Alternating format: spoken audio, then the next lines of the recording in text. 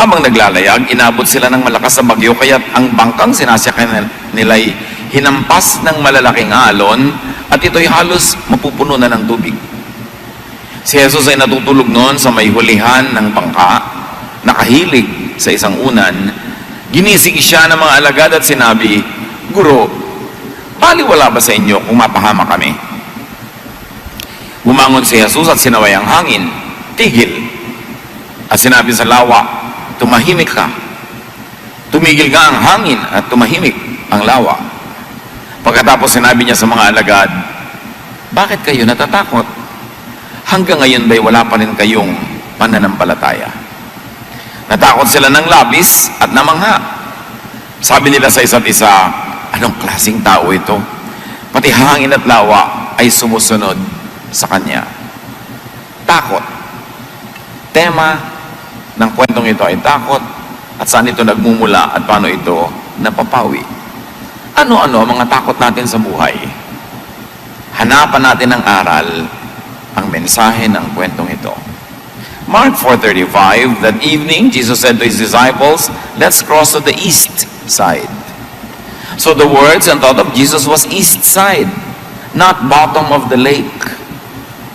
So malinaw, sa simula pa lang, na makakatawid sila. Wala naman silang dapat kinatakot. Dahil sa simula pa lang, sinabi na ni Jesus ang ending ng kanilang biyahe, sa east side, not at the bottom. They were not listening, or they did not believe in what he said. Or what happened in between the 2 points gave them fear that made them forget the assurance that they would reach their destination. The words of Jesus already gave them the clear answer where they were headed. Mark 4:36 to 37. So his disciples started across the lake with him in the boat. Suddenly a windstorm struck the lake. Storm in the lake, of course, naturally. Lalo sa Sea of Galilee, yung mga bundok sa paligid nito na binubunggo ng mga hangin galing sa Mediterranean, tapos tumataas yung hangin pagkabunggo sa mga bundok, will meet with cold air, bagyo talaga. Agad, instantly, ang magiging resulta. And as fishermen, the disciples of Jesus knew that this could happen, and this always happened. Waves started splashing into the boat, and it was about to sink. It was about to sink, hindi started to sink. Marami tayong takot sa buhay as if we are already starting to sink, about lang naman. Dapat alam natin yung thin line between the two para hindi tayo nagpapanik. Mark 4:38, Jesus went in the back of the boat. Jesus was in the back of the boat with his head on a pillow and he was asleep. The back of the boat is the most stable. It is the least shaky part. Baligtad sa eroplano na yung back ang pinakamatagtag at makalog, sa bangka, yung likod ang mas hindi makalog. And his head, containing his brain, his mind, the real spiritual realm in life is our mind. His head was on a pillow, on a cushion, a protector from bumps and noise. And because of that, he was asleep. He was at rest. Not storm, but rest in Jesus' mind. Ang laman ng isip ng kanyang mga disciples, yung hangin, yung alon, yung galaw ng sasakyang pangtubig. Sa loob ng isip ni Jesus, kapayapaan, siya'y tulog, protected by a pillow. So his disciples woke him and said, "Teacher, don't you care that we're about to drown?" The disciples tried to pull Jesus away from his peace into their fear. Ganda naman ang buhay hilahan. Tahimik kami, kinakatakot ako. Sabihin ko sa iyo kinakatakot ko, i-influensyahan kita para matakot ka rin. So takot na tayo pareho kung nadala mo ako. At yun ang ginagawa ng mga disciples at this point. Mula sa kapayapaan ng isip ni Jesus, dinadala nila yung isip sa kaguluhan ng isip nila. They wanted to colonize Jesus' mind with their fear. Will they succeed? Will they not? And we should be aware that others do that to you. Yung you are trying to have a quiet life, tapos dadali ka nila sa gulo. Tahimik na tahimik ang loob mo, dadala ka nila ng intriga, dadala ka nila ng bad news, dadala ka nila ng mga fears, magpapadala ka nga ba? Or you will be aware that this person is trying to transfer his or her feelings, emotions, and fears into my own brain. Will I allow it? In fact, not only others do that, you could do that to yourself. Nananahimik ka, ikaw din ang magbibigay ng mga suggestions sa isip mo ng mga bagay na nakakatakot, mga nakakaduda, nakakapagpagulo ng isip, nakakapagpaselos, nakakapagpainggit. So ikaw din kumisan ang nagtatanggal ng kapayapaan sa loob ng isip mo at lalagyan mo ng mga kaguluhan na nanggaling din sa iyo.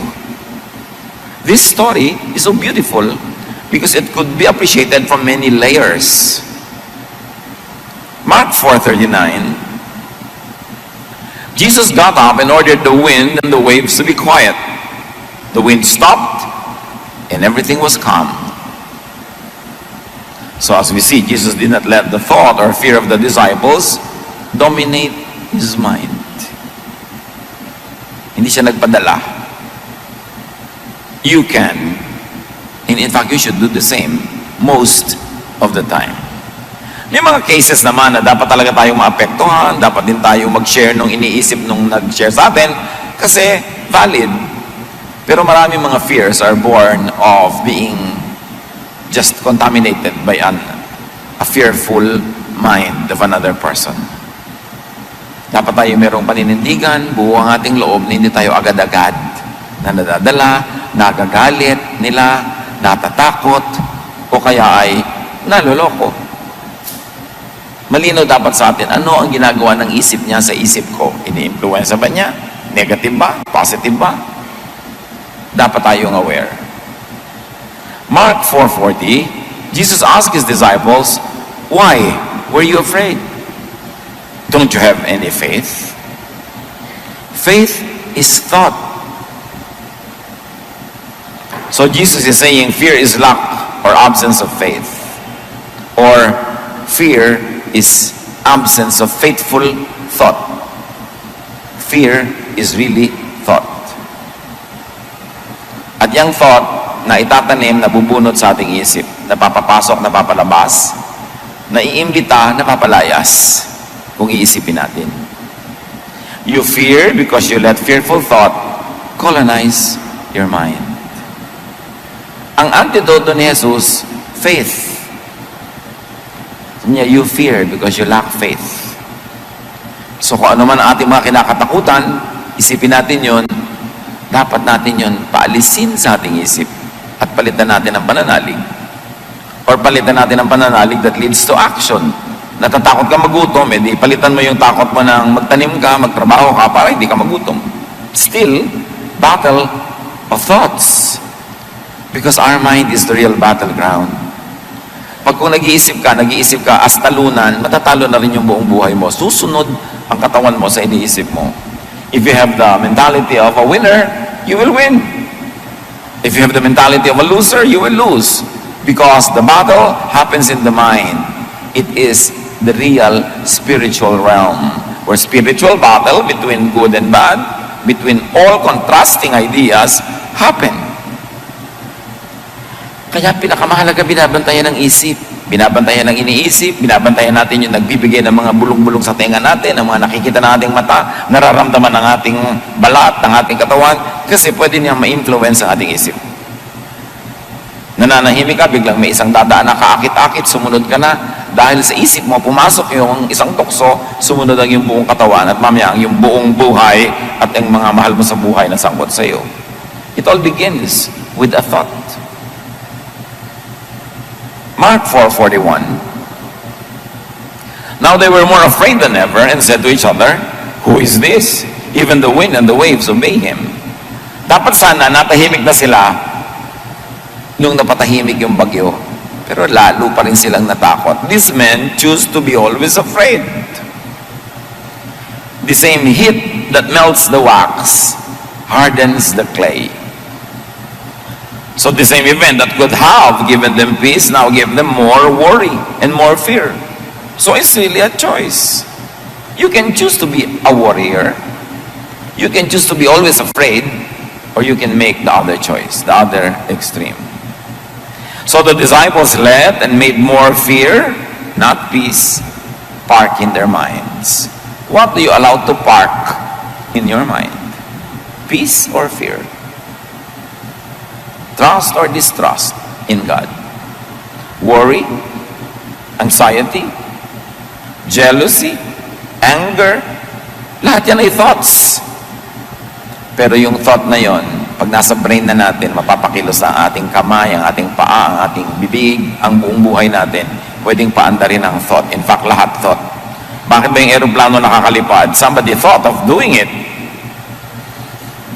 Nagkaroon ng mga unang experiment, in-improve ng in-improve, ngayon nakakalipad na. May nag-isip eh. Bakit ang isang karayo, may hulog mo sa tubig, lulubog, yung barko lumulutang, mas mabigat.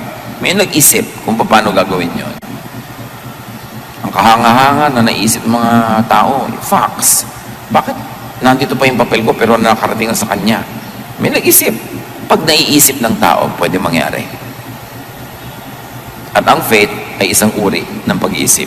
Kaya sabi ni Jesus, if you believe, nothing will be impossible for you. Ito ang pinakamahalagang bahagi ng ating pagkatao, yung ating isip. Pero itong madalas hindi natin talaga binabantayan. Binabantayan mo yung bag mo, binabantayan mo yung kwarto mo, binabantayan mo yung bakuran. Pero yung utak ko, ano-ano na lang. May advertisement na pumasok sa utak mo, hindi mo alam, naghahanap ka na pala sa fridge nung sinabi ng advertisement na kainin mo ngayon. Yung may nadinig ka, may nabalitaan ka, nakakapagpatakbo ng buhay mo yon. Dapat aware ka kung alin ang tatanggapin, alin ang tatanggihan, at alin ang partly tatanggapin, partly tatanggihan. Itong mga disciples, buong-buo nilang niyakap yung idea of fear. Now, life, like the lake, will naturally have storms and troubles. Kayo po, ano storm nyo ngayon? Pag meron, di ako magtataka. Ang magtataka ko, wala. Kasi ang wala lang storm, ang wala lang problema, yung patay. Pag buhay ka, natural. Parang, uy, may storm sa lake, natural. Sa buhay ko may problema, natural. Pero, ikaw ba yung Jesus na natutulog through the storm o mga disciples na may problema, natatakot, nanginginig? Position yourself at the back of the boat where Jesus is, where there is least shake. Ano yung back ng boat? Pinag-usapan nga po natin mga kapatid. Yun yung pinaka-stable, pinaka-tahimik, pinaka-payapang bahagi ng bangka. Ganon din yung buhay natin. Merong stable, payapa at tahimik na bahagi. Halimbawa, yung bahaging hindi ka nandanakaw, hindi ka nandadaya, hindi ka nagsisinungaling, wala kang inaapi, tahimik na buhay yun. Tahimik na bahagi ng buhay. Kesa yung may dinaya ka, siyempre bukas malalaman niya. May ninakawan ka, bukas gagantihan ka niya. May sinaktan ka, gaganti siya sa'yo. Yun yung harap ng bangka. Yun yung makalog, magulo. Alam mo, may magulong buhay at may tahimik na buhay. Ang itinitinda mo, mga bawal na produkto, mga fake. Magulong buhay yan. Huwag mo expect yan na magiging fear-free ang buhay mo. Kasi magulo yun eh. Yung nakikipagrelasyon ka, yung pala may asawa na siya. Alam mong magulo ang susuotin mo. Yung nagnanakaw ka ng credit ng iba, nagnanakaw ka ng ideya. Sa buhay na ito, pwede nating piliin kung doon tayo sa tahimik na lugar o sa magulo. May mga tao, chismisan ng chismisan, doon ka pa makikiumpok. Alam mong gulo yung lugar na yon. Meron naman mga tao na nakikita mong napakahusay nila mamuhay, hindi sila nakikialam sa buhay ng iba, productive sila. Pag doon ka nakisalamuha, yun yung likod ng bangka, mas tahimik yun. Hindi ka masyadong maliligalig doon. Yung buhay na sobra kong makapaglustay. Pagkatapos, pag may pangangailangan, walang pera. Pag may sakit, walang pera. Pag kami namatayan, walang pera. Yun yung part ng bangka na magulo. Pero yung nagsisikap, kumikita, nag-iipon ng konti, kahit man lang, meron kang aasahan pag nangangailangan ka, hindi ka masyadong laging naliligalig. Mas stable. This boat is a very beautiful metaphor. So saan tayo lumulugar sa buhay? Kadalasan, tayo ang naglagay sa atin doon sa gulo na yon, kaya magulo. kundi lang dahil nadamay tayo. Kasi may mahal tayo sa buhay na pumunta doon. Siyempre, nadadamay tayo. Dahil mahal natin siya, nadadala tayo niya sa kanyang gulo. It is important.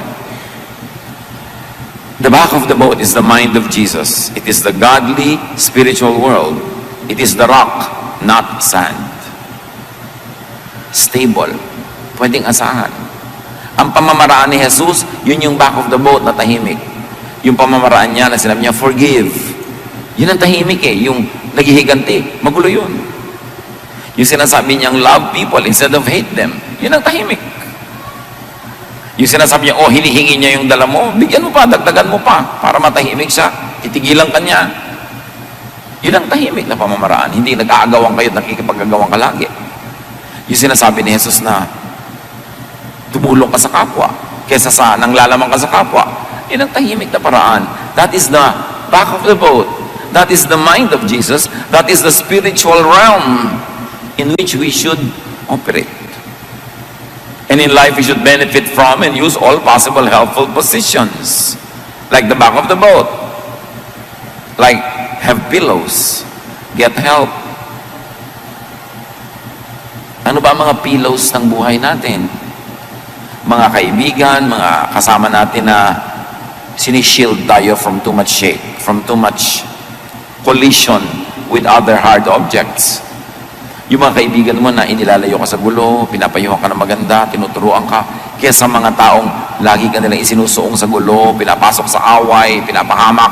Hindi pilo yun, bato.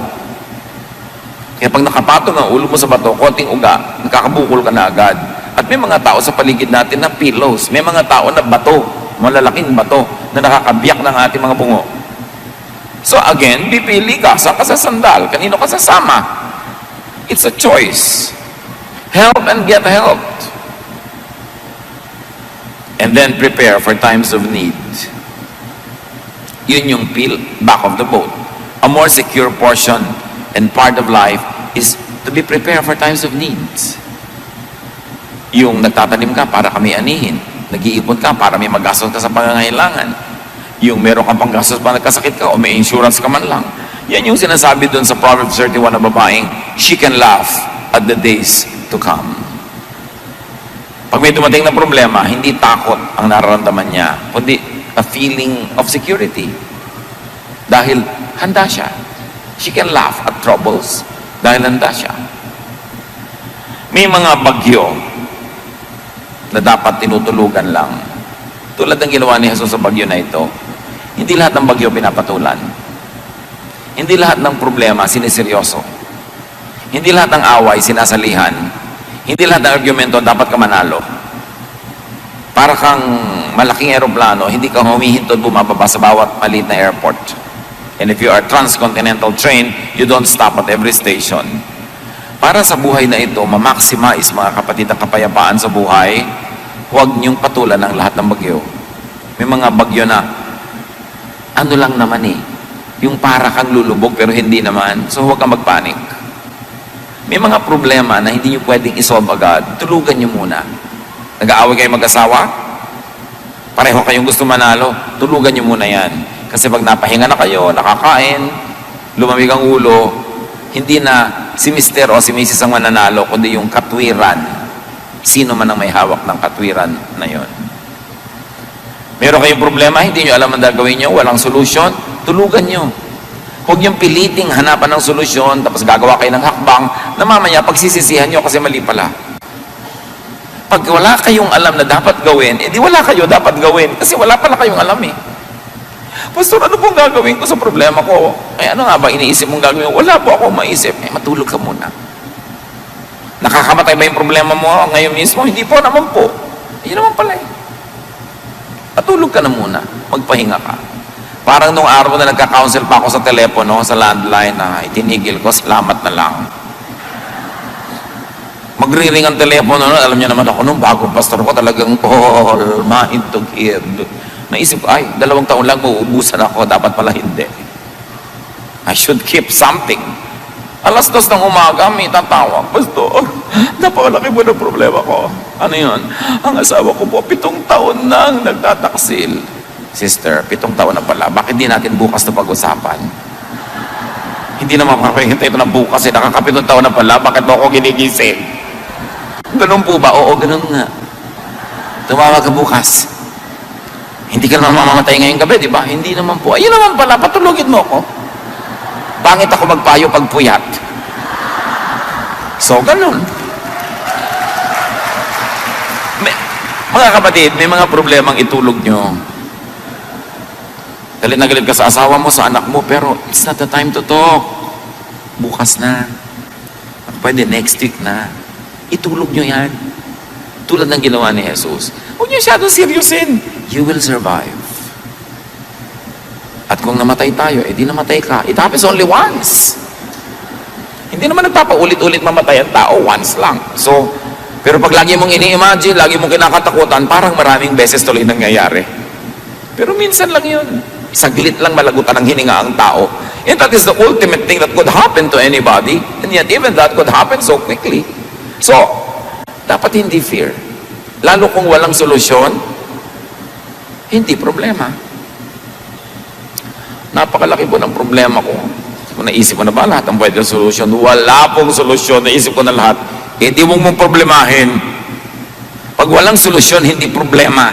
Huwag mong problemahin. Ano pang tawag doon? Yan ang buhay. Tanggapin mo. Manahimik ka and enjoy other things in life. There are things you just have to embrace because you cannot get rid of them. Kasi ang definition ng problema, may solusyon na katapat. Parang anumang imbornal, may langit pa rin katapat yan. Ngayon, kung wala siyang katapat, wala siya. Huwag niyong problemahin ang walang solusyon. Tanggapin niyo na lang. Luluwag ba inyong buhay and make the most out of it. Stop complaining and stop being afraid. This story tells us that there will be moments when the boat seems to be about to sink. Observe if it is really sinking. If it has begun to sink. If not, do not overreact.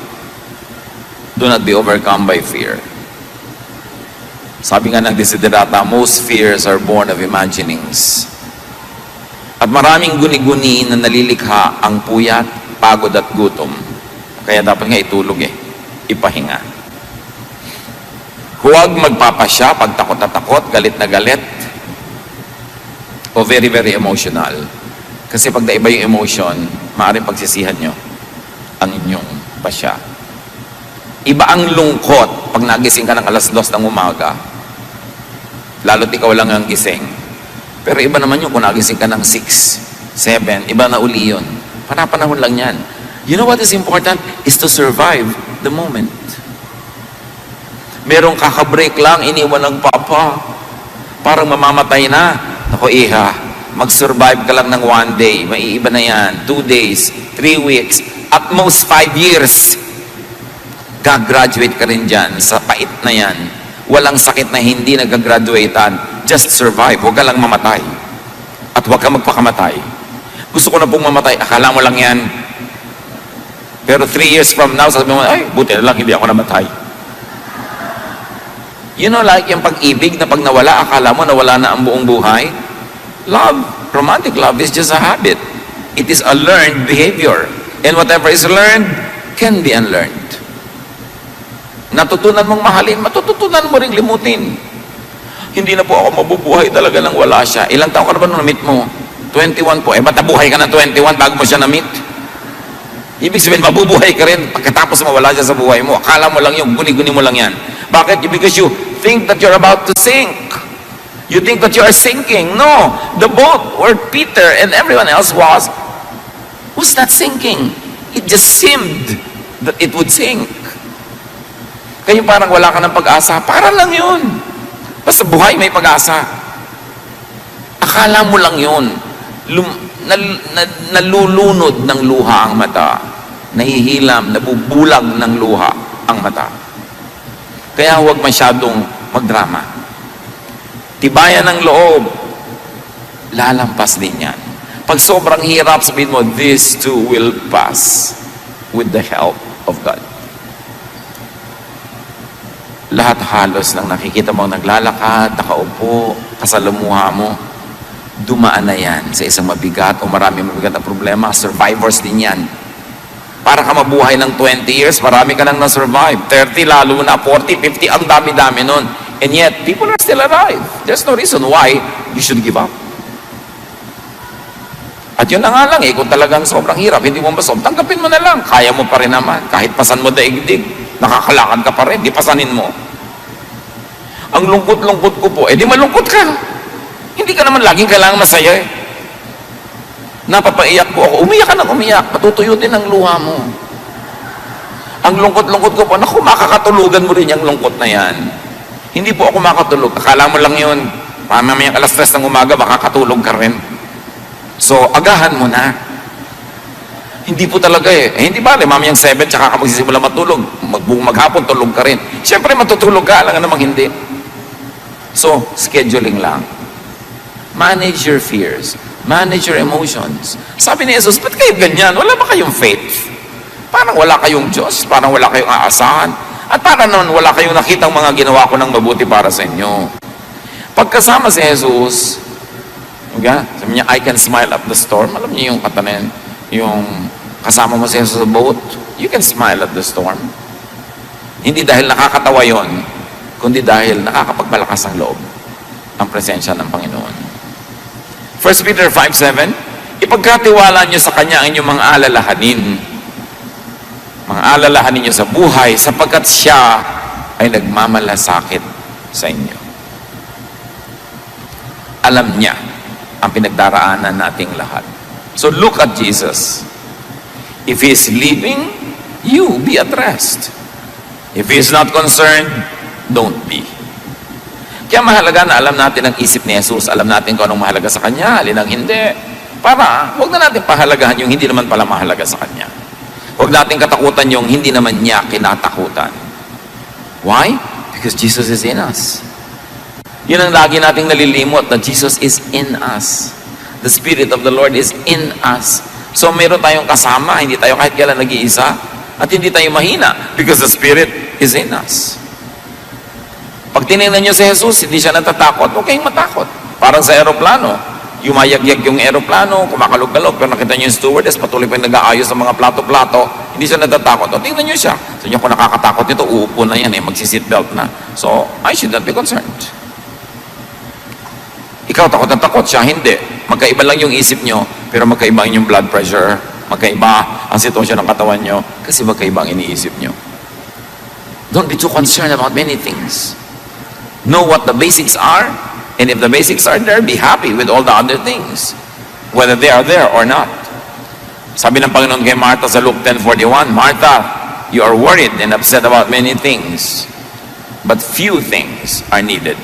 Or, indeed, only one is needed. The storm outside cannot enter if the mind is filled with faith. Nakakapasok ang takot kasi may space na dapat sana ang laman nun, faith. The law of impenetrability says only one thing occupies one place at one time. So kung puno ka ng faith, walang space yung fear. Inversely proportionate yan. The more faith, the less fear. The more fear means less faith. So fill your mind with Jesusness, with the thoughts, teachings, assurances of Jesus. And do not leave room for the devil, which in this case means negative thought or fear. Hindi laging may dalang malaking tinidor yung devil at hindi lagi siyang mayroong buntot at mga sungay. Negative thought could be the devil. Hebrews 12:2, we must keep our eyes on Jesus, who leads us and makes our faith complete. In Ephesians 4:26-27, do not give the devil a foothold. Huwag ninyong bigyan ng pagkakataon ang diablo. Huwag niyong bigyan ng pagkakataon kayo, bigyan ng takot, bigyan ng galit, bigyan ng inggit, bigyan ng selos. Don't give the thought a chance. Reject it. You can say no. Sabi sa Bible, resist the devil and he will flee from you. Just say no. I don't like this thought. Get away from me. Don't entertain. And like we saw in the story, change the weather in the lake with your faith. You can change the weather in the lake with faith. Luke 10:17, when the 72 followers returned, they were excited and said, Lord, even the demons obeyed when we spoke in your name. Pati mga diablo kinakatakutan nila, uutusan nila sa pangalan ni Jesus. Sa pananalig, walang imposible. At hindi laging salita lang, in the name of Jesus, in the name of Jesus. No. Yung storm sa lake mo is poverty. Hindi mo sasabihin, in the name of Jesus, lumayas ka poverty. No. Follow the teachings of Jesus. Plant. So you will harvest. And that is faith at work. Gusto mo tumahimik ang buhay mo, sundan mo si Jesus. Forgive. Make peace with people. And then your lake will be quiet. Metaphor yan eh. Sagisag, simbolo. Dapat basahin ang mas malalalim na kahulugan. Apply the Jesus way and you can quiet the storm around you. And these are emotional storms, mental storms, interrelationship storms. Pag sinunod mo si Jesus dahil nananalig ka sa Kanya, you can have the power of Jesus to quiet the storm. Or change the weather in your mind with your faith. So you can change the weather outside, or you can change the weather inside your brain with your faith. Na talagang may bagyo, pero hindi ka pa rin natatakot, nagtitiwala ka. May mga kung ano-anong iniisip tayong pwede mangyari sa buhay, pero yung pagtitiwala mo ang nananaig, hindi yung takot. So pwede mong alisin yung bagyo kung papalitan mo ang paraan ng yung pag-iisip. May bagyo sa labas ng isip, physical, at may bagyong nasa isip. Mas madaliin mo control, basta alam mong magdisiplina ng iyong isip. Romans 12:2, be changed by the renewing of your mind.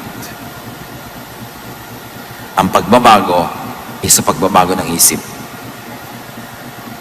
So kayo ba matatakotin? Ano sa mga thought habits nyo ang nagbibigay ng ganyan? Tayo ba ay nervyoso? Tayo ba ay inggitero? Puro pag-iisip yan. Kailangan makontrol yung inyong isip para hindi kayo dalhin sa bagyo. Observe from Jesus and the disciples that peace and trouble are both in the mind. Romans 8:6, the mind governed by the flesh is death, but the mind governed by the Spirit is life and peace. So let the Spirit govern your mind. Watch your mind, watch your thoughts. Binabantayan yan kasi dadalhin yan tayo kung saan. Dadalhin niya tayo sa harap ng bangka o sa likod. Dadalhin niya tayo sa bagyo o sa tahimik at payapang panahon. Teach, train, and discipline your mind to have faith in God and not fear. 2 Timothy 1:7, sapagkat ang Espiritong ibinibigay sa atin ng Diyos ay hindi Espiritu ng kahinaan ng loob, kundi Espiritu ng kapangyarihan. Nasa Panginoon ka, you must have the spirit of a victor, a winner, a champion. Hindi yung para kang lagi na lang kailangan ligtas, kailangan tulungan, kailangan kawaan, kahabagan. That's the spirit of a loser. At hindi yan bagay sa mga anak ng Diyos.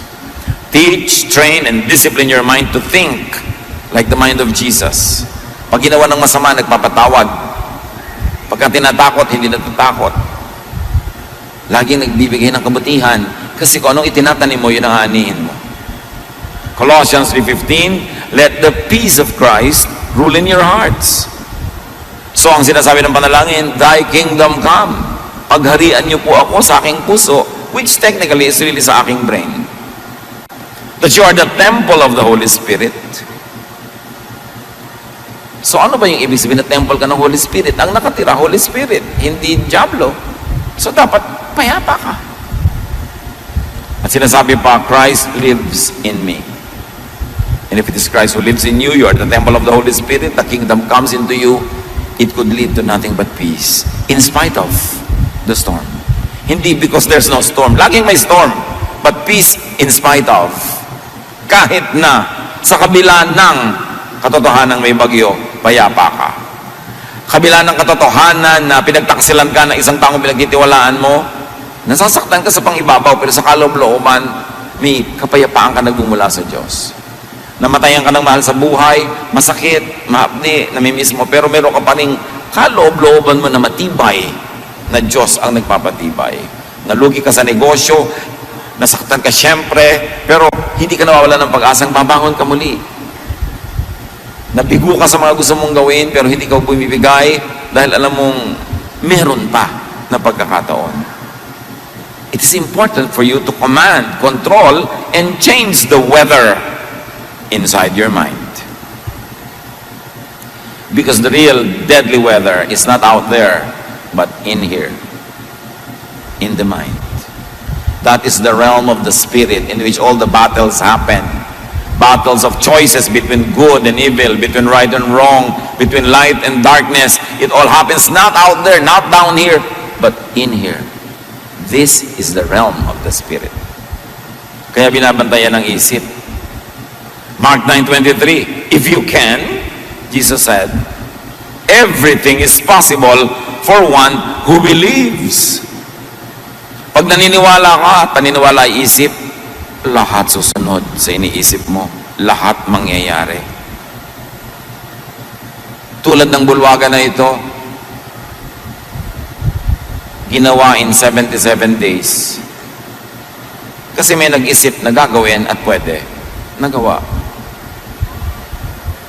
Pero kung ang gumagawa sa building mo, isang, naku, mahirap po yan. Matagal niyang gawin. 20 years na, hindi pa yung tapos. Naku, ang hirap po mag-aaral. Ay, kaya pala, 15 taon ka lang sa grade 1. Pero meron naman, kaya ko po yan. Ako talagang grade 1 pa lang, nagiging grade 7 na. Nasa pag-iisip. Belief and thought can make things happen. Lahat ng nag-achieve ng great things, inisip niya yon. Great Wall of China, bakit nagawa yon? May nag-isip, pwede yan. Mahirap po yan. Yan ang mahirap sa buhay yung lagi mong kasama, mahirap po yan. Umalis ka nga sa harapan ko. Nakakawala ka ng inspirasyon kausap, lagi mahirap po yan. Mahirap talaga buhay. At kung hindi ka willing mahirapan, wala ka ma-achieve. Ano gusto mo lang? Lagi madali. Naku, mahirap pong gawin niya. Pag ganun lagi ang kausap mo, yun yung mga bato na unan. Lagi ka na uumpog. Rice terraces ng Banawe, ng buong Ifugao. Mga bundok-bundok na yun, pagtataniman mo ng palay. Paano mo yan didiligan? Ginawa ang talo ng weather. Hindi po ako nakapunta kasi po umuulan. Last week yun. Ba't kahapon? Kasi po ang init. Kahit naman umulan ng minute, di ka pupunta kasi ang utak mo ayaw pumunta. Every willing heart will find a reason to do it, and every unwilling heart will find an excuse not to do it. It's in the mind. So make Jesus through your faith Lord over your weather. Walang imposible. Bihirang-bihira, konting-konti lang yun. Baka hindi mo nga ma-encounter sa short lifetime yung tunay na imposible. Lahat posible. Jesus transferred the thought of peace on his mind to the outside world, to the lake, to the wind, to the storm. Such is the peace inside the heart of Jesus that when he commanded it over the weather obeyed. Greater is he that is in you than he that is in the world. At hindi lang spiritual ang ibig sabihin nun, marami pa. Yung talent na binigay sa'yo, greater than the exams that you will encounter. Yung lakas ng katawan na binigay sa'yo, greater than all the feats and all the challenges that you are facing. Greater is he that is in you. Dapat mong huwag kakalimutan. Para hindi ka nagpapatalo agad, nagsisimula pa lang, nagpapatalo ka na. Hindi ko naman kasi kakayanin, so binigay ko na sa simula pa lang. That is the spirit of a loser. Jesus did so many things. You can and should do the same. Why? Because you were made in God's image. Jesus is the firstborn of the family of God. Ibig sabihin panganay, may mga kasunod at tayo yon, mga anak ng Diyos. Ang ibinigay kay Jesus ay ibinibigay din sa atin. Hindi lahat, pero marami. John 14:12, I tell you for certain that if you have faith in me, sabi ni Jesus, you will do the same things that I am doing. You will do even greater things. Gano'n na natin na-realize sa buhay natin yon, na nahigitan mo pa yung ginagawa ni Jesus. Sabi niya, you can do greater things. Iyon na lang pumantay tayo, ang laking achievement na, o sumunod man lang ng malapit-lapit, hindi sobrang layo. We have barely scratched the surface of our potential as children of God. We have barely understood the power of the Spirit that is in us. That same power that raised Jesus from the dead. The same power that made Jesus walk on water. The same power that made Jesus call the dead to rise. Nakadinig ang mga bingi, nakakita ang mga bulag, nakabangon ang mga lumpo. Sabi ni Jesus, you can do these things if you have faith. Kaya nga sabi nila, wow, Lord, yung mga demonyo kinakatakutan namin noon, iniiwasan namin yung mga poses. Pagbanggit namin ang pangalan nyo, naglalayasan, sabi nga noon, yun lang, natuwa na kayo, marami pang iba. Marami pang iba. Huwag kayong makontento sa level ng spirituality nyo na yan, ang tagal-tagal na para na kayo na-imbak na lang dyan. Kailangan mag-improve to the point that you can calm the weather. Either the weather out there or the weather in here. Being a Jesus believer and follower is being like Jesus. Seryosohin natin ang ibig sabihin na tayo ay naniniwala kay Jesus. Hindi lang sa bibig, hindi lang sa isip, sa gawa. Do what Jesus did, would do, and could do.